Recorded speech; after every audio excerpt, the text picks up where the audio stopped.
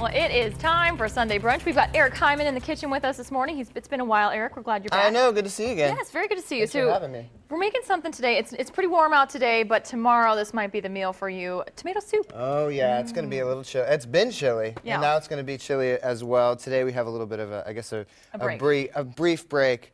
But you know what's better than having soup on a really cold day? Yeah, and this is homemade tomato soup. As a lot of times, if I make tomato soup, you just pour the can in that's it. Right. You're actually showing us you actually make the tomato. You're peeling tomatoes. Peeling tomatoes in order to make tomato soup. And again, it is super easy. That's why this is one of my favorite recipes. It's very easy to do, and it's very easy to do with just ordinary ingredients like tomatoes and not have to put a lot of processed stuff into it. Wonderful. So first what we do is we start with, you want to preheat your oven 400 degrees, and we're going to roast the tomatoes. It gives it more of a bit of a taste than if you just put regular tomatoes right in there. So any old grocery store tomatoes, it doesn't matter. You know, there's hothouse tomatoes, premium tomatoes. I prefer grape tomatoes because I think they're easy to peel as well because they are so small. There's a tip that I found that was really great, which is to boil some hot water in like a saucepan like this, just a little bit of hot water. Take your grape tomatoes, you know, wash them off, wash off your tomatoes. And the smaller they are, the faster it happens. So dump them into the hot water for about 30 seconds. Okay. After you just squirt the bottom of each one, as you can see right here, just like do a slit like this and a slit like that. Okay. And then throw them in the boiling water, 30 seconds, pull them all out, scoop them all out, and throw them immediately in a bowl of cold water. All right.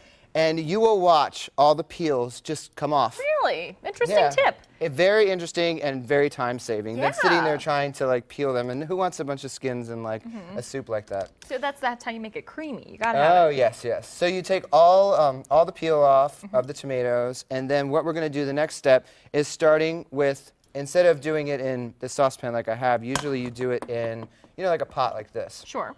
So, but first thing we're going to do is put a little bit of butter and a little bit of olive oil, 2 tablespoons of each, into the stock pot, and then we are going to caramelize our onions. That's giving the soup a really good flavor. Oh yes, you know, taking the time to make sure that each ingredient has its own flavor, instead of just throwing onions and throwing tomatoes just straight off. Sure. It makes it a much more interesting flavor than maybe somebody else's tomato soup will be. So then you get them really nice and caramelized. So they smell really good too. Put some extra salt on it to sweat them out.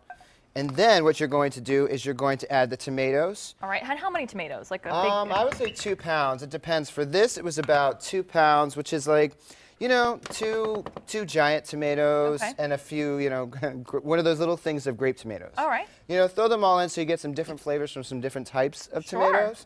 And then you're going to throw that in there with a carton of vegetable broth, as you can see here.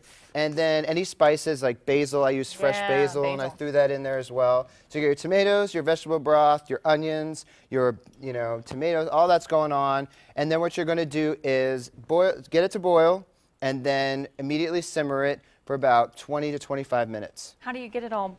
Do you use a food processor? Or well, then what you're supposed to do, you can either use an immersion blender, which is probably the easiest. Yes. I used a food processor because the other tip is do not use metal. Do not use a metal blade, because a metal blade with tomatoes will turn the tomatoes a different color.